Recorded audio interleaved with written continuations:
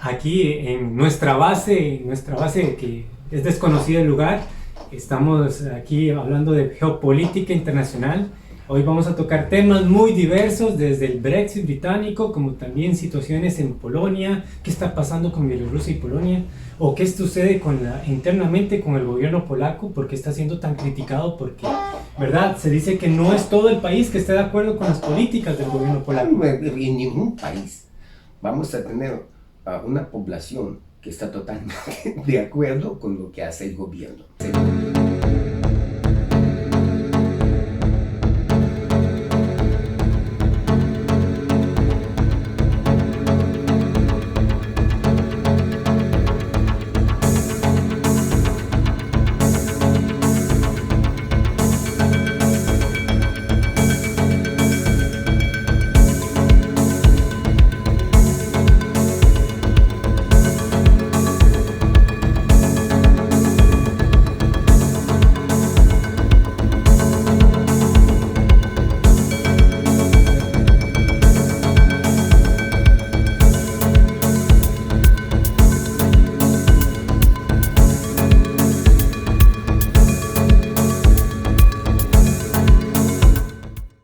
En este caso, yo creo que, por ejemplo, el día de hoy, con lo que está haciendo el gobierno de Costa Rica, yo creo que es una muy pequeña parte del pueblo está de acuerdo.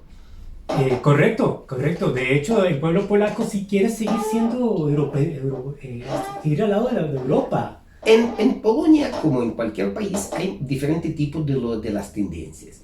Yo creo que históricamente Polonia, como es un país bastante monoétnico, religioso, que históricamente sufrió después de tener un país bélico que tenía prácticamente encabezaba un imperio muy fuerte como la famosa Reich Pospolitaya en su unión con Lituania en los tiempos medievales.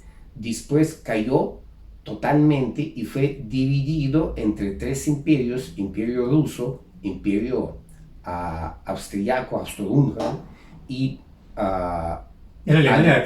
Alemania. Prácticamente fue dividido totalmente por tres potencias, tres imperios, y los polacos perdieron su estado. Entonces todos los polacos vivían divididos entre los tres imperios, viviendo prácticamente como un grupo étnico secundario en ese tipo de los imperios, que definitivamente ahí donde surge el nacionalismo polaco, que al final lo ayudó otra vez a volver a restablecer de nuevo un estado polaco. Entonces todo eso, la memoria, me comprende, de ese psicotrauma colectivo de perder su propio estado, me comprende, de perder un estado que protegía a la nación. Lógico, ellos se están arrastrando hasta el día de hoy. Por tal motivo, sí son muy sensibles a sentirse muy seguros dentro de la Comunidad Europea. Sí, entonces quieren siempre conservar su identidad polaca. Entonces para ellos, y la política europea, ellos quieren siempre manifestar prácticamente diluir todo tipo de límites, fronteras, y siempre mostrar que las leyes de la Unión Europea tienen que estar por encima de leyes nacionales. Y ahí donde surgió el conflicto, que el gobierno, que el día de hoy es bastante pronacionalista y procatólico también. Sí, sí, sí. Bueno, utiliza el recurso también religioso. Sí, sí, usted sabe que siempre esos son recursos exactamente ideológicos y religiosos. Y lo que sucede exactamente que ahí lo aprobaron, que la Constitución polaca está por encima de las leyes europeas, que prácticamente a nivel de Bruselas lo consideraron como un desafío, totalmente desafío, como un Brexit polaco. Como en cualquier sociedad, en Polonia definitivamente también hay diferentes tipos de los grupos sociales, y lo más importante, los políticos y partidos que toman esto como un punto importante para mostrar su oposición a esa decisión que tomó Polonia, y eso es lo que hace el tema de Boom Boom en Polonia. Y de ahí donde surge exactamente ese evento del conflicto entre Polonia y Bielorrusia por los migrantes, que más bien no es una cantidad grande de los migrantes, y más bien... Se habla entre 4.000, 6.000. Sí, que para todo lo que recibió Unión Europea en los últimos 4 o 5 años, que pasaron... ¿Pero será que quiere Polonia un poquito del dinero, o Bielorrusia un poquito del dinero que Turquía recibió por los migrantes? Tal vez, ahora hablamos de Bielorrusia, pero primero quiero de Polonia. Creo que fue una buena situación para el gobierno polaco mostrarse que ellos son los que cuidan la frontera oriental de Unión Europea, que son importantes y que juegan un rol importante para la Unión Europea, entonces, y llamar más atención, ¿me comprende? Sí. Para que tal vez Bruselas puedan bajar su tono en sus exigencias hacia Polonia. Entonces pienso que eso jugó muy buen rol, ¿me comprende?, para mostrarse con esa hipermanifestación bélica en la frontera con Bielorrusia, porque sí, tiraron prácticamente todo el ejército de Polonia a la frontera con Bielorrusia. Sí. Ahora, recuerde, ahora vamos a tocar el tema de Bielorrusia. Esa situación sirve muchísimo al presidente de Bielorrusia, Lukashenko, que no fue reconocido por la Unión Europea. Ellos escogieron ahí una mujer, como en cierto modo hicieron el mismo juego, que parece un chiste, como... Hablas de su reelección última. Sí, que hicieron, por ejemplo, Estados Unidos, que nombraron a Guaidó como el presidente de Venezuela, ¿me comprende? Que no se sabe el desastre que es hoy en día, no se sabe qué es. No importa. Entonces, pero un personaje ahí que, digamos así, para no decir algo así como personalizado, pero un personaje polémico, para decir suave, entre comillas. O es una forma de crear dos gobiernos dentro de uno, sí, para y hacer la confusión. Quebrar aún más la sociedad, sí. Crear más polarización en la sociedad. Y los recursos. ¿A quién oficialmente le dan los recursos? Exactamente. Y eso mismo lo hicieron, entonces reconocieron una mujer ahí, que es Tikhanovskaya, que supuestamente ellos lo nombraron, que ella va a ser presidente de Bielorrusia, y no reconocieron a Lukashenko, y metieron un montón de diferentes tipos de las sanciones contra Lukashenko, porque ellos realmente gastaron una enorme cantidad de millones de euros invertidos en hacer el golpe de Estado, como parecido al modo como hicieron en Ucrania en 2014, exactamente lo que en aquel tiempo se llamaba Maidán. Entonces eso lo llamaron Bielomaidan, Bielorrusia, Bielomaidan, pero no se logró. Por lo menos porque Lukashenko... Porque Bielorrusia es más una cuestión más fuerte, Ucrania es más compleja. No es tal vez de ser más fuerte o menos fuerte. Creo que lo jugó la diferencia entre Ucrania y Bielorrusia, fue la principal tal vez en la actitud de cada presidente. En este caso, Lukashenko es como un zorro, es mucho más astuto, comparando con que fue Yanukovych, que no fue tan astuto, fue tal vez más corrupto, pero menos astuto, y tenía menos coraje, ¿me comprende? Entonces, bueno, tenía una posición más pro Rusia, también el presidente anterior de Ucrania, antes de Poroshenko, hablamos una posición un poco menos a Europa, un poco más. Ningún presidente de Ucrania fue prorruso. Lo que estuvieron haciendo los presidentes de Ucrania, sería Kuchma, sería este mismo Yanukovych, estuvieron tratando de la diferencia tal vez con ese Poroshenko o Yushchenko. Presidente de Yanukovych y Kuchma fueron los presidentes que estuvieron tratando de aprovechar a lo máximo la posición que tuvieron entre Unión Europea y Rusia, jugando de cómo lograr aprovechar su posición geopolítica, porque los recursos naturales estuvieron pasando de Rusia por Ucrania hacia Europa y muchos otros aspectos. El modo habitual en que estaba acostumbrado el sistema soviético. Claro, entonces más bien ellos están tratando de aprovechar de ambos lados, lo que definitivamente, como usted entiende, entraba en el conflicto porque Unión Europea, con su expansión, no le interesa tener una persona que se puede lograr a ganar algún beneficio para su país y tal vez... Bueno, también hay que ver que el mercado de influencia natural de los eslavos entonces, de la Unión Soviética era...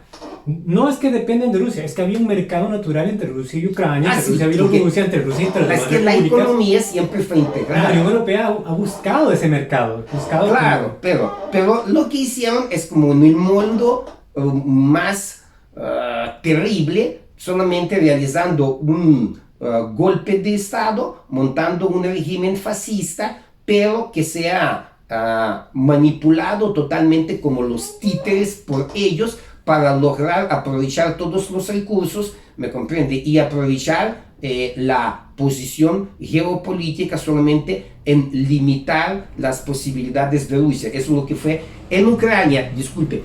Eso mismo lo quisieron hacer en Bielorrusia, pero no lograron. Y recuerdas que había como un senador por ahí de otro país en las festividades, cuando estaba lo del Maidán. No, pero estuvieron llegando montones. Muy importante ese senador. Sí, claro, pero ya está muerto. Ya, pues sí, y bien, pero eso el mundo no lo vio tan fácilmente, o sea, eso no se veía, fue posteriormente que se vieron esos videos. Pero bien, sí hay que recalcar en todo esto, has tocado un punto interesante que el ciudadano del 2021 jamás va a tener en consideración de lo que fue Polonia alguna vez. Polonia, estamos hablando que estuvo en la mancomunidad polaco-lituana. Muy poderoso. Fue un imperio prácticamente. O sea, estuvieron relacionados con los del Báltico, que no son eslavos propiamente. Y estuvieron llegando casi hasta el Mar Negro. En algunas situaciones tuvieron unión con los tártaros de Crimea, me comprende, pero fue como un tipo de unión muy... Esporádico, muy esporádico. Exactamente. Y hay que ver que ellos son católicos y trataron de hacer guerra de expansión a ese antiguo Rusia. Lógico. Estuvieron conquistando a la ciudad de Moscú. Estuvieron en Moscú. Estuvieron montando un títere que nosotros llamamos Pseudo Dimitri, porque se murió un hijo menor del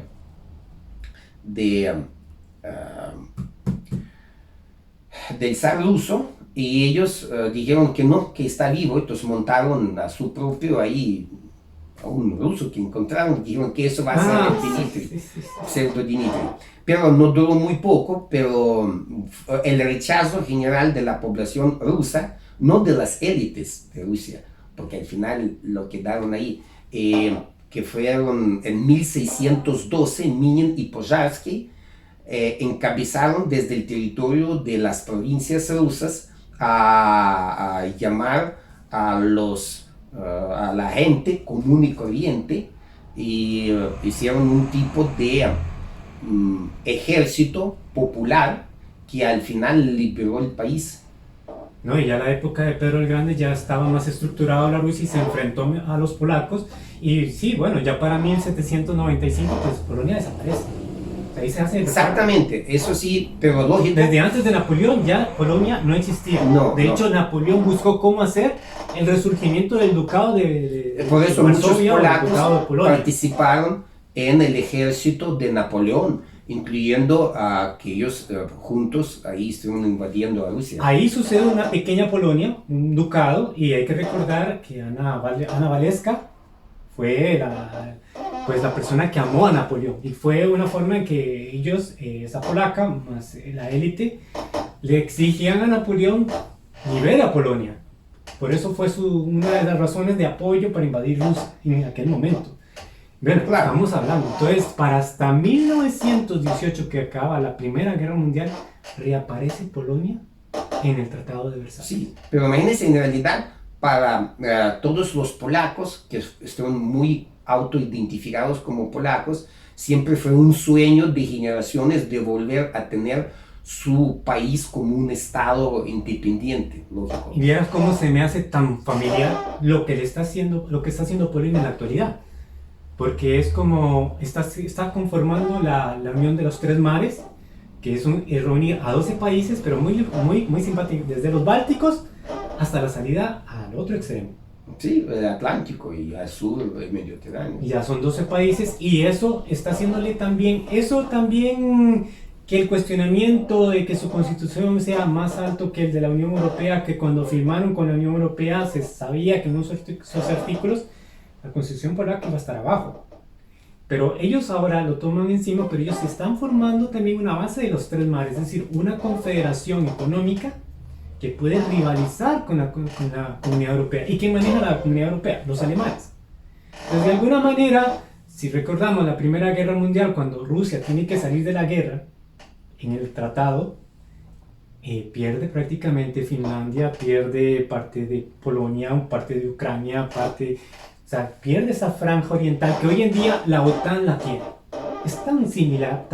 Lógico, siempre es un choque de los imperios y la conquista por los recursos, punto, como siempre.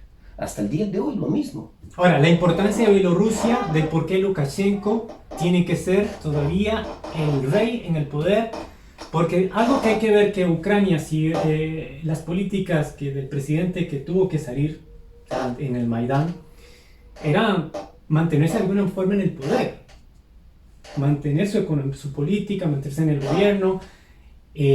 Lukashenko más bien se le está avisando que tiene que cambiar el sistema político, que no puede seguir gobernando siempre bajo la misma figura. Es que el asunto es, ellos saben que él quiere conservar el mismo sistema. O no sabe a quién delegar. Y él durante mucho tiempo trataba de jugar entre Unión Europea y Rusia parecido como algunos esos presidentes de Ucrania, para tratar de aprovechar a lo máximo para su país, para su pueblo, exactamente, me comprende, de jugar entre los dos imperios. El asunto, y por tal motivo, a pesar que desde 1999 Rusia convenció a formar una confederación entre Bielorrusia y Rusia, esa confederación fue totalmente formal. En realidad, Bielorrusia siempre siguió como un país muy independiente en muchos aspectos y a veces hasta en oposición contra algunas políticas de Rusia, y hubo conflictos también. Entonces, el asunto es que con ese intento del golpe de Estado que realizó Unión Europea con todos sus satélites y con sus aliados de Estados Unidos y Bretaña, no lograron hacer el golpe de Estado y él quedó. Entonces, ahora él no tiene cómo jugar. Lo único que queda es alinearse con Rusia, y en este momento están realizando una serie de los procedimientos legales, una serie de trabajo a nivel de aduanas y todo, cómo fortalecer exactamente el asunto de la confederación entre Bielorrusia y Rusia. Entonces, el estado de confederación, y eso prácticamente desde el punto de vista legal está mucho más forzado. En cierto modo, se puede decir que la Unión Europea lo empujó a Lukashenko porque ya no dejaron ningún tipo de otra salida para él con todo ese tipo de las sanciones que aplicaron, porque ya quedó totalmente solamente dependiendo muchísimo del apoyo de Rusia. Es todo lo contrario. Sí, más exactamente. bien le dejaron un punto que más bien tiene que estar más bien a favor de Putin, de las políticas inclusive Así económicas. Exactamente. Es más, Lukashenko amenazó de que podía cerrar la llave de gas y tampoco, Sí, pero sí, si sí. tiene poder, Sí, pero eso, económicamente no eso es creo no que es es más rentable. siempre son Sí, discursos, un discurso pero tal vez lo que quiere para decir... que logre su reconocimiento. Sí, pero le voy a decir algo, tal vez porque no terminé la frase, porque ese asunto de los migrantes lo ayudó a Lukashenko y creo que él fue más astuto hasta que todos los europeos ahí, porque con ese asunto él logró mostrar que ellos ya no pueden ahí seguir manteniendo, pagando o ahí en el Parlamento Europeo seguir escuchando a esa Tijanovskaya que ellos mismos nombraron como supuesta presidente de Bielorrusia, que tienen que hablar con él.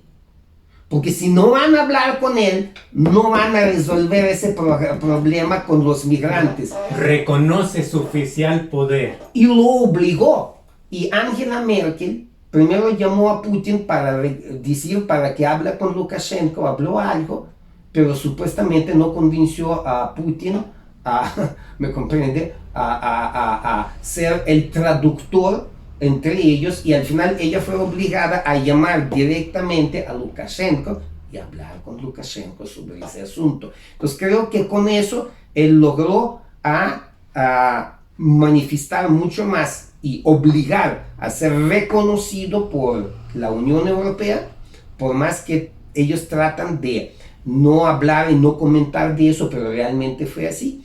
Y esto es muy importante para su posición dentro del país, ¿me comprende? Porque con todo lo que pasaba, de verdad, tal vez en Bielorrusia existen también los grupos que no están a favor de él, que están en oposición, pero en cierto modo, a mostrar más, viste, ya prácticamente ya me reconocieron ellos, sí, ¿me comprende? Que es muy importante para también dar la cara adentro del país. Lo mismo que sirve esta situación que hacen para su propia población, para todos los que tal vez no están muy de acuerdo con la política en Polonia, los polacos que no están de acuerdo, para mostrar, véalo como nosotros aquí estamos protegiendo a Europa. Nosotros sí somos importantes en Europa. ¿Qué es lo que Europa va a hacer sin nosotros? Si nosotros no vamos a proteger nuestras fronteras. Pero también hay otro tema por tocar. La tensión que la OTAN ha venido creando en estos 2 últimos años en las fronteras cercanas a Rusia. Estamos hablando de Ucrania, que ya se sabe que hay un conflicto desde 2014, y estamos hablando también de Bielorrusia. Están tocando las fronteras de Bielorrusia. Ah, sí, sí, claro.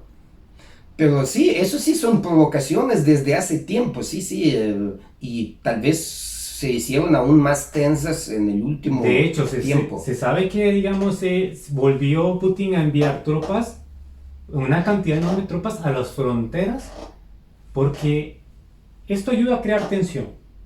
Claro. Esto ayuda a crear tensión y una forma de negociación por tensión. O sea, es como... Sí, pero es como dos gatos que están en el techo. Pero está dentro de su territorio, prácticamente. Claro. Pero hay que ver otro factor en común. ¿Por qué Bielorrusia también no se puede invadir como Ucrania?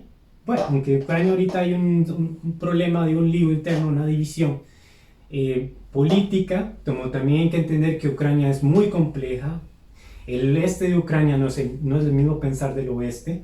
Y también... Nunca fue. Recuerde que Ucrania es como existe formalmente como el Estado, fue montado durante el periodo de Unión Soviética por los bolcheviques, que fue la idea de los bolcheviques, como ellos tuvieron esa visión de la lucha de las clases, y entonces necesitaban que Ucrania, que fue mayoritariamente poblada por los campesinos, como tener más clase trabajadora, industrial, ¿me comprende? Entonces, por tal motivo, la parte que nunca fue parte de Ucrania, lo que el día de hoy es exactamente esas dos repúblicas autoproclamadas como Lugansk y Donbass, lo regalaron a Ucrania porque ahí vivía mucho más la gente que fueron los trabajadores de la industria. Entonces, supuestamente, para que formalmente, estadísticamente, dentro de Ucrania, tenés más clase de los trabajadores sociales que para ellos, según las dogmas de los bolcheviques, son la base que van a promover apoyar las políticas del gobierno comunista. De hecho, esas dos zonas de Lugansk y Donetsk ya son O sea, son rusos hoy en día. Digamos, Tienen un pasaporte ruso. Putin sí lo proclamó que cualquiera que quiere obtener pasaporte ruso, que escribe, porque con toda la condición Humanitaria. claro, Hay problema. primero, porque siguen bombardeando, tienen sancionados, el único modo de cómo pueden subsistir es que tener solamente relaciones económicas con Rusia. Entonces vender sus industrias que todavía producen lo que todavía no fue destruido por el ejército que dirige Kiev y igualmente lo que falta de la alimentación, entonces comprar en Rusia. También hay que ver que en el lado oeste, en el lado de la Ucrania del oeste, sus fronteras siempre han sido muy complejas. De hecho, parte del Imperio Austrohúngaro. Claro. También polacos, han estado los Más. Besarabia, Claro. Moldavia. Entonces hay étnicamente una población muy grande de los húngaros, de los rumanos, moldovanos. Las guerras balcánicas. Las guerras balcánicas están un poco más para allá, pero estamos hablando de esos grupos Pero esas étnicos expansiones, esas que divisiones, están ese el cambio día de de hoy límites. en Ucrania.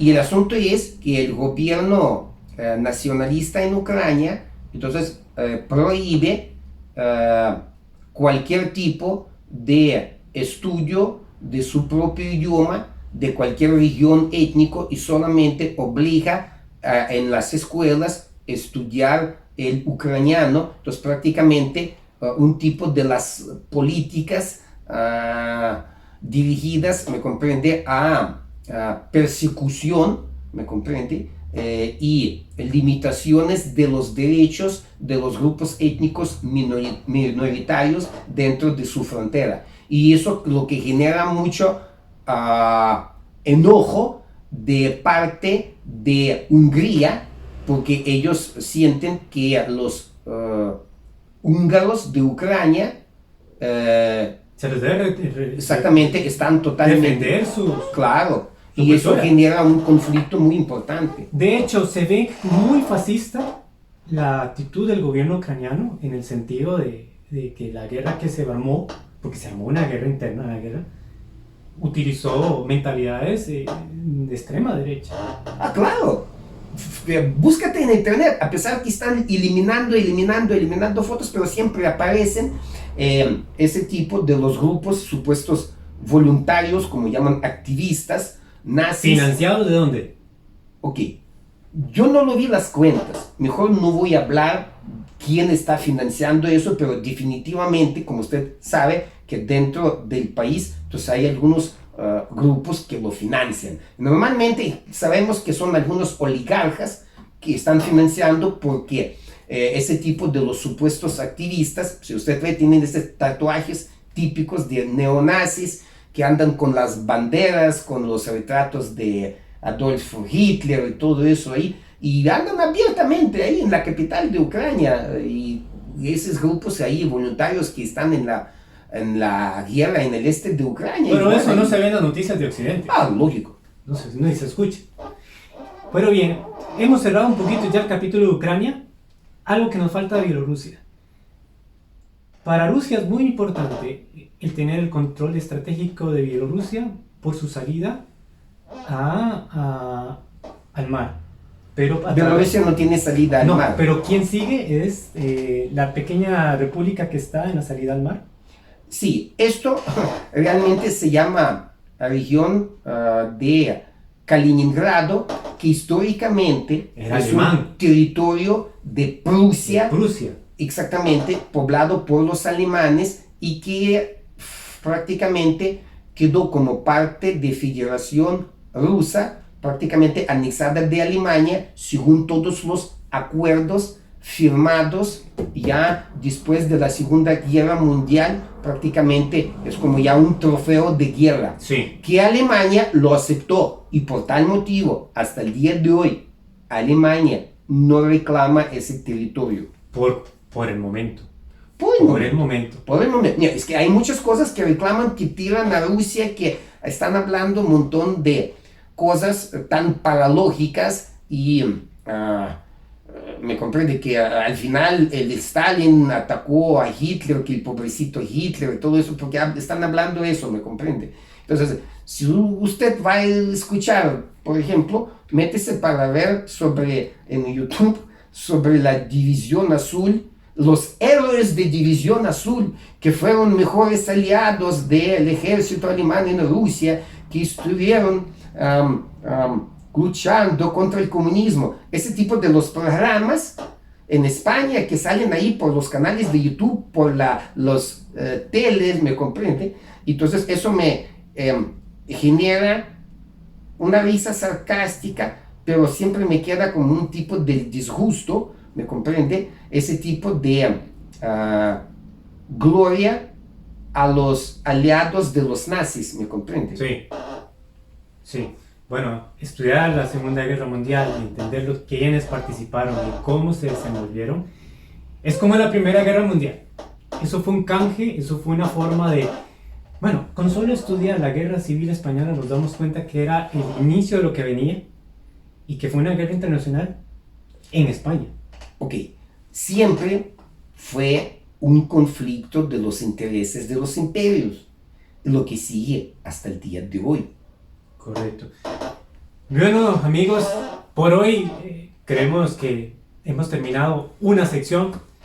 Seguiremos hablando de este tema, no acaba aquí.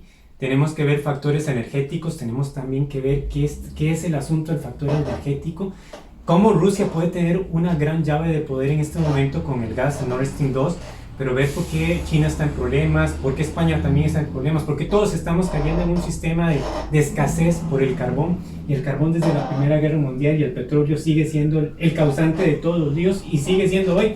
Todo es como una secuencia prácticamente. Entonces... Me gustaría tal vez agregar, ¿sabe qué? También siento que mucha gente aquí no tiene la visión también sobre los asuntos de conflicto de los intereses en lo que es Oriente Medio y cuáles son las potencias, intereses más fuertes que se chocan ahí. Creo que es muy importante tocar y más bien no piensan que es solamente entre Israel y árabes. No, que va. Más bien, es el choque de los intereses petrolera, que ya siguen los miles de años de los imperios. El petróleo, eso solamente es el medio de conflicto, pero los conflictos son de los imperios. El imperio persa, el imperio otomán, ¿sí?, el califato árabe y desde el norte todavía Rusia. Esos intereses se chocan en el Oriente Medio. Y cómo se desarrolla eso y cómo tratan de ponerse de acuerdo para no tener un conflicto muy fuerte, abierto, eso es muy interesante también. Sí, y también hay que ver también la parte de China, también, que también era, digamos, para la Primera Guerra Mundial, era muy importante, para los alemanes era importante tener un puerto en China, y ahí extraían el carbón. Y ver que estas relaciones, que hoy en día está el famoso AUKUS, que podemos verlo como factor realmente prebélico y también como... Claro, dirigido solamente contra un país. China. Exactamente. Y muy interesante cómo estuvieron tratando de convencer a India a unirse a ese AUKUS que fue firmado 15 de septiembre de 2021, hace poco, pero al final solamente los anglosajones lo firmaron, nada más. Australia, Nueva Zelanda, Canadá, Estados Unidos y Gran Bretaña, nada más. Pero estuvieron forzando casi a India, pero ellos no lo firmaron. Bueno, muchas gracias por el espacio. Nuestro amigo Sergei Nikolaevich Krutko. Vamos a tener nuestro programa hablando con Sergei y espero que les guste el siguiente programa. Ya tienen una idea de lo que vamos a hablar en la siguiente. O sea que muchas gracias y hasta pronto. Muchas gracias.